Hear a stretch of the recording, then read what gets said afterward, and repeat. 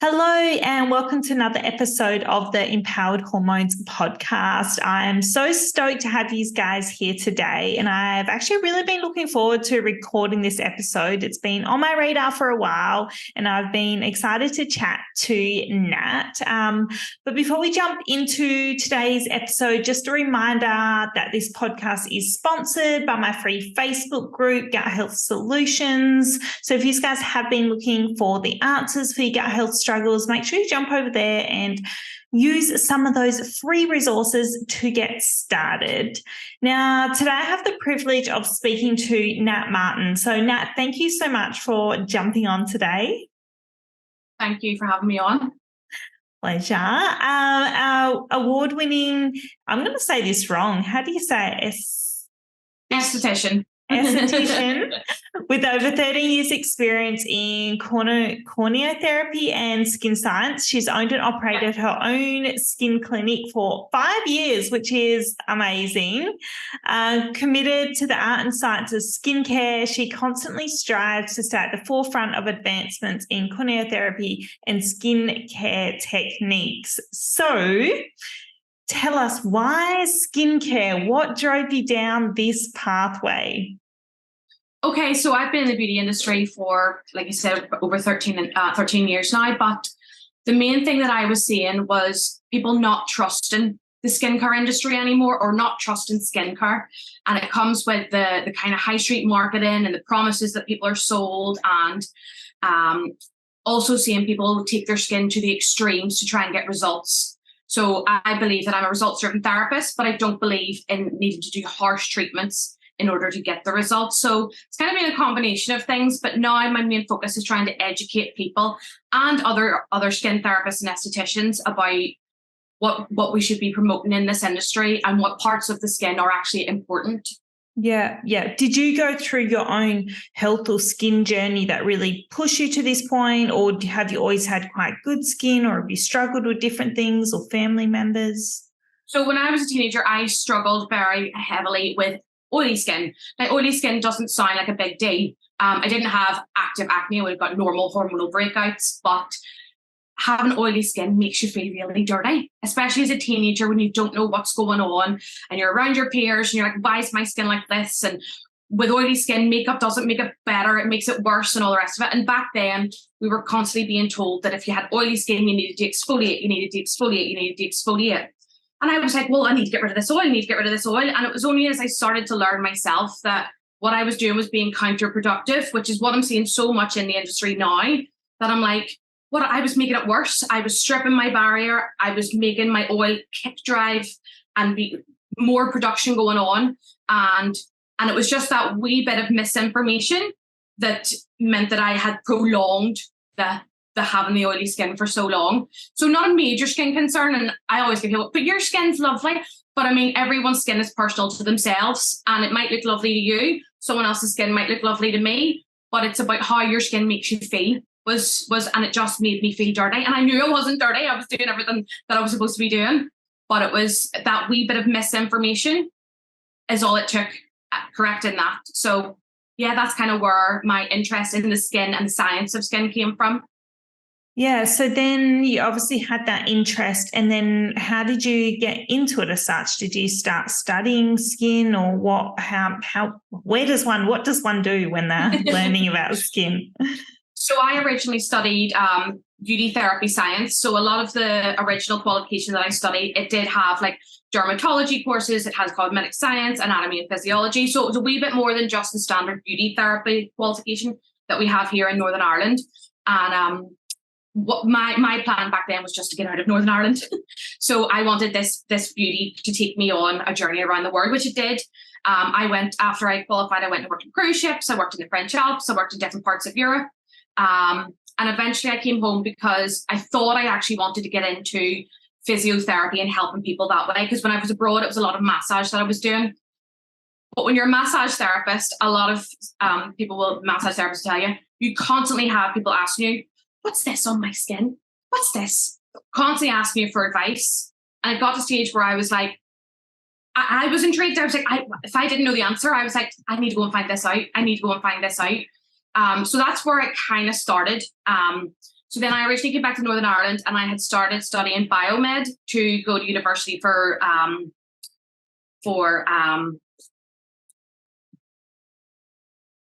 physiotherapy. And then it was while I was studying that the skin came back into it. Obviously studying biomed, you're studying biology, chemistry and physics. And it was actually, believe it or not, everyone's always like, you must have loved biology. It was the chemistry. I loved the formulations and the creating these bonds and the electromagnetic charges and all this. Like, it sounds so geeky, but I just absolutely loved it. And then whenever I was learning, being in a beauty salon, working with these products and working with these formulations, that's where the correlation was. So then I decided to open up my own skin clinic. So the whole plan of when I moved back to Northern Ireland was to open a clinic, was to work on people, was to help people. But it seemed like it just took this natural detour to working with skin rather than doing the physiotherapy, which has worked out brilliant, because my wee geek inside is constantly learning and is constantly dealing with clients and patients. And another thing that happened was obviously lockdown. So lockdown, a lot of the beauty industry here in Northern Ireland changed completely. We couldn't do treatments anymore. So I invested in a new product line, DMK, which I believe is quite big in Australia. It was very, very new here in Northern Ireland. I had been following it for a while, but at that time, when I first opened here, there was a clinic nearby, so I wasn't allowed to take it on. But then during lockdown, that all changed. And when I went and done my DMK training, the stuff I learned was like, I have been wrong this whole time. Again, like that wee bit of misinformation about oily skin, DMK blew my mind, because it was basically like everything you'd been taught in a good beauty academy was not wrong, but not up to date. And that's so since then I've been all about skin again, and I just love it. Yes, I know. I can literally feel that through the screen. And that's kind of how we connected when you sort of replied to one of my Instagram stories about Tretinoin. Yeah, Tretinoin. Yeah. It was actually a friend of mine, Lisa. She was a follower of yours. She's a personal trainer. She helps women with polycystic ovaries, and she knows I rant about Tretinoin all the time because it's a massive thing here in Northern Ireland at the minute. Mm-hmm.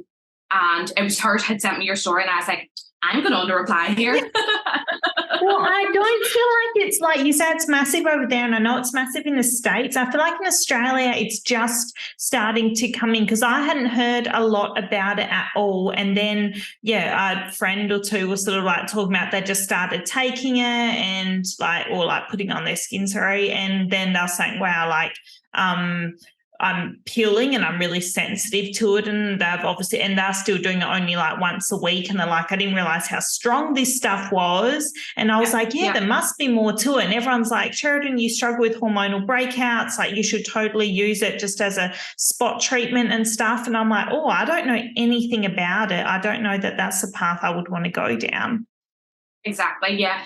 No, it's kind of boomed here in Northern Ireland, and it's being sold as this miracle all-in-one cream, fixes everything, and just even myself, the effects I have seen it have on people's skin, especially here in Northern Ireland. We have what I call Irish skin. We have our fixed one, lots of redheads, sensitive skins, thin skins, and we're just not made for those harsh compounds.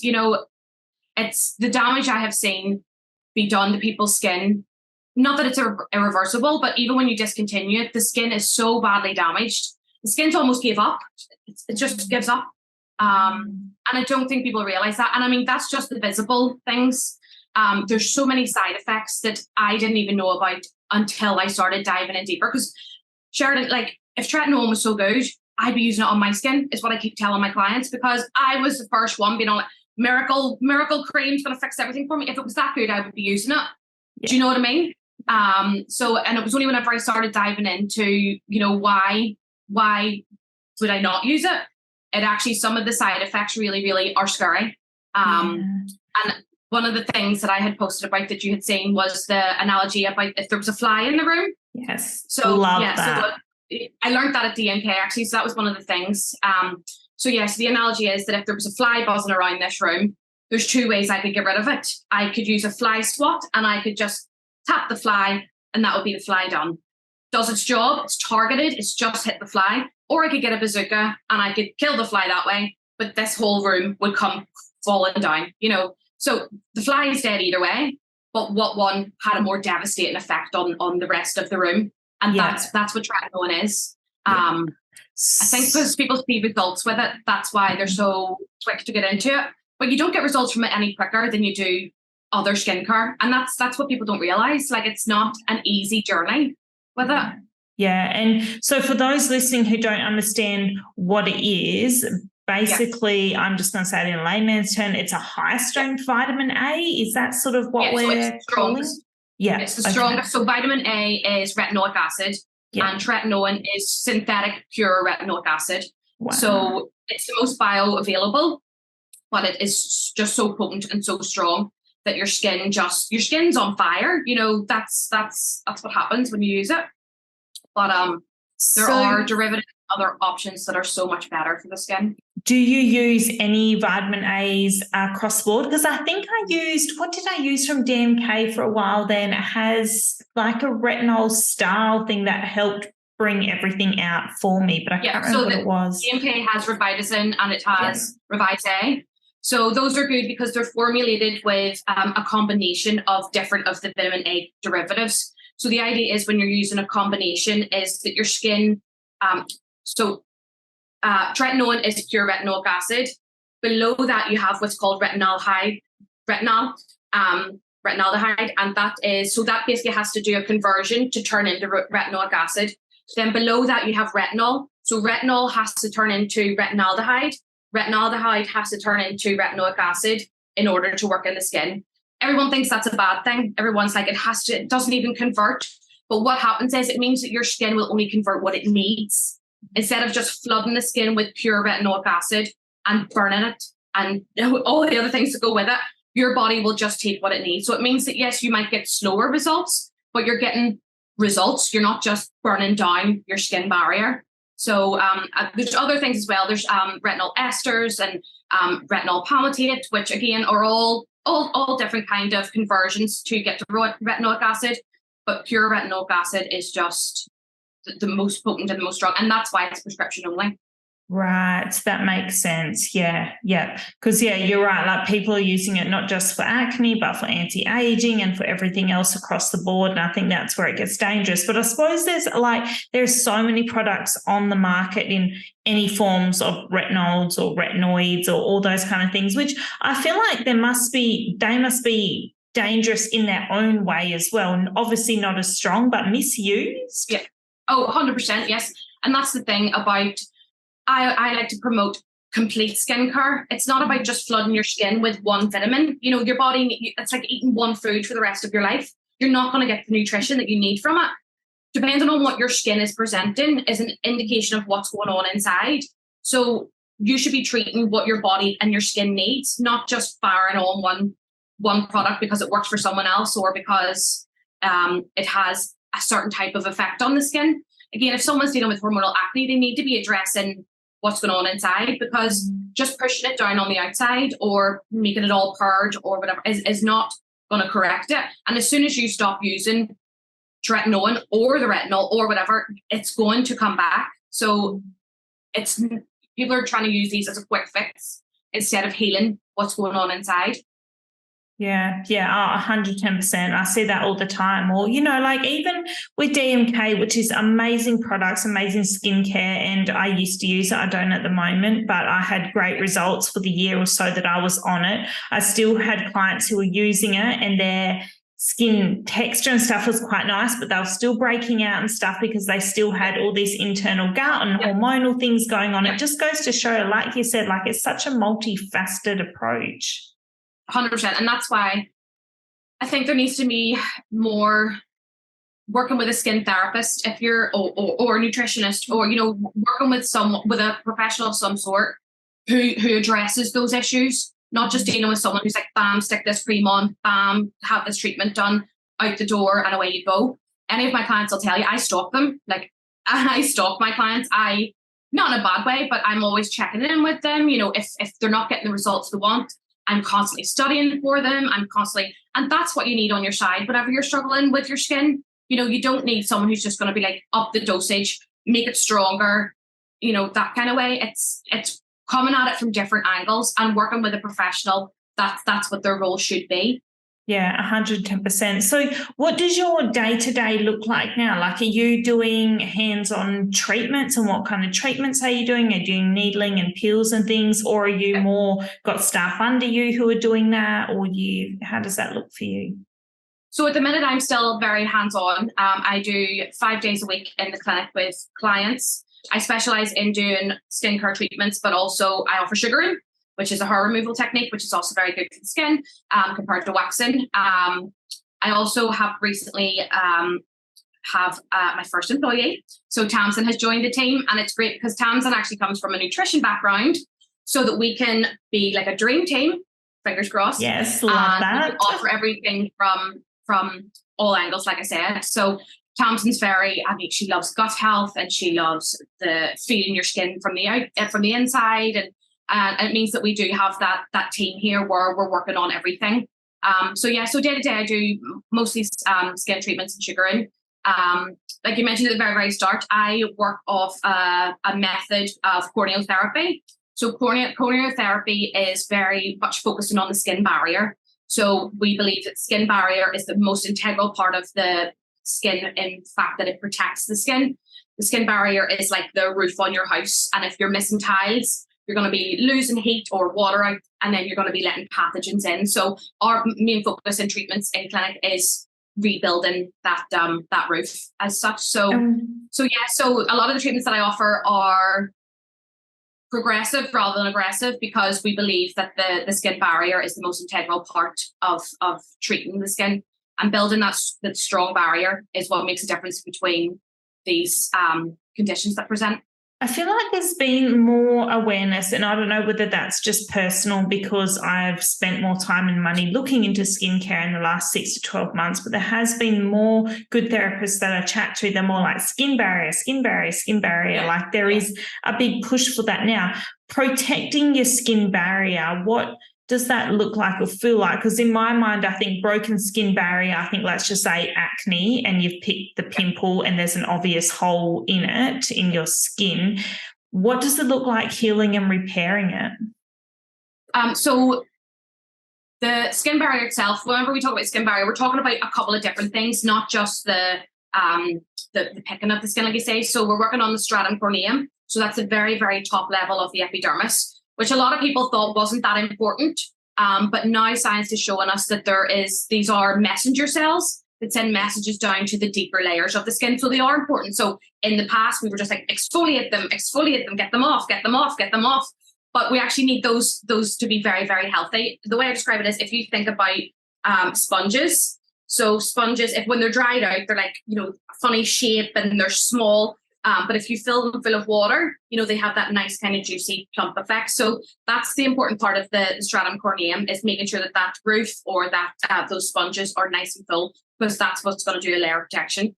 Then we have what's called the acid mantle. So the acid mantle is like a layer on the skin that is oil and water. So it comes from your sebum and it comes from your sweat. So again, this acid mantle is a layer of protection on the skin. And again, if we're doing heavy treatments or heavy exfoliating or using tretinoin, this is the part that gets damaged because it's affecting the pH of the skin. Then on top of that, we have obviously the microbiome. So the microbiome is our good bacteria, which again deal with anything that's on the surface of the skin. So the skin barrier itself is actually a lot more than just what people think. And that's why it's so important, because those 3 layers are your skin's whole defense system and your skin's immunity. And so whenever we're working with the skin barrier, the main thing is to try and keep it as intact as possible. So if you're doing exfoliations, not over exfoliating, and just making sure that the integrity of the stratum corneum is kept intact. Also, what we like to do is we like to use skincare products that mimic those kind of that acid mantle. So in DMK, for example, we use CBE, which is there to mimic the oil in your skin. And we use herb and mineral mist, which is there to mimic the water. So it's almost like fake it till you make it when it comes to repairing the skin barrier. So we're creating that layer to act as a skin barrier until it heals itself underneath. So that's the main thing what we're trying to do when we're working with the skin barrier. Yeah, that makes sense. And I guess that would impact a variety of conditions like psoriasis or eczema or 100%. rosacea or anything, isn't it? It's across the board. Yeah. I always say to when clients come into me, because clients come in, they're like, I want to get rid of these blackheads, or I want to get rid of these breakouts or whatever. And when I look at their skin, I'm like, so what do you think the difference between your skin and my skin is that I can help you with? I'm like, well, yours is this and yours is that. And I was like, do you know why mine is like that? Because I have a strong barrier to protect it. So the first thing I do with any client, no matter whether they're eczema, whether they're psoriasis, whether they're acne, the first thing we always do is repair that barrier. Because if you don't have that strong roof on your house, then there's no point doing anything else. You need that strong roof to protect the skin, because these conditions that are presenting are caused by pathogens or water loss or, excretion from the skin. So yeah, 110%. That's like when someone comes to me and they're constipated. I'm like, I don't care about removing candida or parasites or balancing your hormones or anything, because I'm like, if you're not pulling that stuff out your body, I can throw stuff in you all day and you can't clear it. So it's there's always those foundations. Yeah, 110%. And do you find, like, working with the DMK products, what do you love about them? Because for those who don't know anything about them, they are, from what I sort of picked up, a botanical type blend, like a natural, 100%. So DMKs, they strongly believe in matching the skin's biochemistry, because if your skin doesn't recognize a product, then you might as well just throw it over your shoulder, because if the skin can't recognize it, then it can't work with it. So their products are all botanical based, and they work off a philosophy of remove, rebuild, protect, maintain. So it was that philosophy that really drew me towards it, because the remove part is what we get whenever we go for a facial, whenever we go for a skin treatment. That's the exfoliation, that's working on the surface of the skin. But what sets DMK apart is the next part, which is the rebuild. So it's the rebuilding of the skin, and it works with the internal structures. And you can see there's this thing called the plasmatic effect. You can see where fresh oxygen is being delivered to the skin. You can see where there has been lymphatic drainage. So I liked it because it was working on those internal structures, not just on the surface of the skin. And then obviously we have protect and maintain. So protecting the skin is obviously using our SPFs and home care, and then maintaining is just following up and keeping with a good, strong skincare routine. So that philosophy is kind of what sets DMK apart and why I love working with it. Yeah. And it must be so rewarding doing what you're doing, because one, you have so much knowledge, so you can assess someone quite well and sort of go, okay, these are the treatment steps we need. But when you're working with a good product and you have good routines and you have those things, and and you would imply to your clients that this is not a quick fix, this is skin is, 3, 6, 12 months kind of things, but you must just see such great results over that time period when people do really commit to the skin barrier and to the good, products and all those things. Oh, 100%. And one of the things I think is really important when it comes to skincare is enjoying it. If you don't like your products or you don't like doing your treatments, you are not going to do them. And that's why a lot of the times, for example, when I'm working with a client, I would rather them just be honest with me if they don't like a product, or if there's something from their old routine that they really, really love. It's about finding that balance where you're getting the results that you need, but also enjoying doing your routine. Because it can be, whenever you're tired and you're getting ready for bed and apply all these lotions and potions and all this different thing, it needs to be something that you enjoy working with. And anyone who starts using DMK that I have seen has loved it. I haven't had anybody like, I didn't really like that.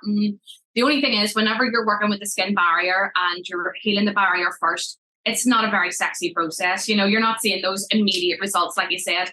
I can see them, but it's very rare that a client can see them as quickly as I can, because I'm analyzing the skin. So the clients do have to stick with it and realize that it's not a quick fix. So that would be repairing the skin barrier isn't always sexy, because it's not giving you that instant kind of results. It has to heal and it has to repair over time. That's where the commitment is. Yeah. And I guess your biggest thing, like if you're thinking about for someone starting who's going, well, I've got skin that I'm not happy with and I don't know where to start and I don't, know who to see, or those kinds of things. I feel like your first thing would be to someone to have a look at the ingredients in their skincare and just start by assessing with what are you actually putting on your face. No, you don't. Like, DMK is not cheap. It's not the cheapest stuff. You can't walk into your supermarket and buy it, and that is for a reason. That's just like stool testing, any of the things I do. It's not a cheap process, but you don't have to jump straight there, but you can start at home and start making small changes, isn't it? Oh, 100%, yes. And I do think it's really important not to overwhelm a client, especially if they've just been using soap on their face for 35 years. Do you know what I mean? You're not going to have them on like a 12-step program. On the flip side, you get some people who are like, give me everything, and they want to get into this and they want to be excited by it. But no, yeah. So the main thing is I always ask clients to send me pictures of what they're currently using, or if they're coming in for their first treatment, I'll get them to write everything down on their consultation form. And while their mask is on, I might hear Googling what's in everything. I have this really good thing on my website, which is like an ingredient analyzer. So you can copy and paste the ingredients of something and it will tell you potentially if it blocks pores. So a lot of the things I treat is obviously acne and breakouts and blackheads. And this is a good thing to go off. Now, it's not 100% because the scale that it was measured off is quite an old technique. But if you're someone who's struggling with acne, the first thing we should do is just eliminate anything that comes up on that list. You can reintroduce them slowly if you want to, if you really, really love them, to see if it was having an effect. But yeah, so that bringing them in and getting them to check the ingredients is a key part of what I do as well. Because I'm not a salesperson, Sheridan. I'm really not. And anything that I recommend is stuff that I do believe in. And my clients will tell you that too. I would never be pushy. And it's when they ask me, then that's whenever I will recommend, oh yeah, well, that would be good to add in, or this isn't great. Or if they're honest with me, like that's out of my budget, I will do the research and try and find something similar, but I can't guarantee what will happen, you know. Yeah. Whereas if you go with what I recommend, then I understand what should happen in the skin because that's what I've studied and that's what I've done with DMK. And I know how the products should interact with each other as well. So yeah. Yeah, I love that. And I think that's so important because like you said, like I've worked with people who are salesy in the DMK stuff and they're so pushy, and then it just becomes like, I don't even know what I need. And then she sold me the wrong products and my skin hated it. And I was like, this is not. And then I went to someone good and they're like, right, okay, this is what we need. This is what we're doing. This is the process. And within a couple months, I was like, oh, okay.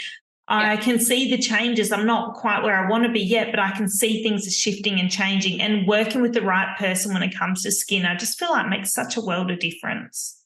100%. And touched on something I said earlier, there's a lot of mistrust in my industry, I think, because there are people who are salespeople and they're not skin people or they're not science people, and it has a bad reputation. It leaves a bad reputation for a lot of the other skin therapists who aren't just salespeople, you know, that kind of way. Yeah. No, I wish you were here because I wish I could come see you and be like, help me, this is great. But anyway, I'll have to make a trip over. Absolutely. I'll come to you, it's fine. Yeah, come to Australia. Come like Queensland where it's nice and warm this time of the year. It sounds good to me because it's absolutely freezing here and it's summer. Is it? Oh. Yeah, we don't get good weather that often here. Oh, no. Well, thank you so much for sharing your knowledge. I think you're just incredible and you're so passionate about what you do, and I think that's just the most important thing. And you're always pushing for answers and questions and just going, you know, there is no easy path, but there is, you know, a journey and it takes time and skin takes time. But yeah, we really appreciate you just sharing that stuff with us. So for those who want to stalk and follow you and learn more, where is the best place? So my Instagram is vitality_skin_clinic. That's the best place. That's where I kind of post most stuff. Yeah, perfect. And I will link that in the show notes, and I'll also put a link to your website so people can jump on and have a look at that ingredient analyzer thing if they want to, which is awesome as well. But yeah, thank you so much for jumping on. It was a pleasure to have you here, and hopefully we'll chat again soon. Yes, thanks very much for having me, Sheridan.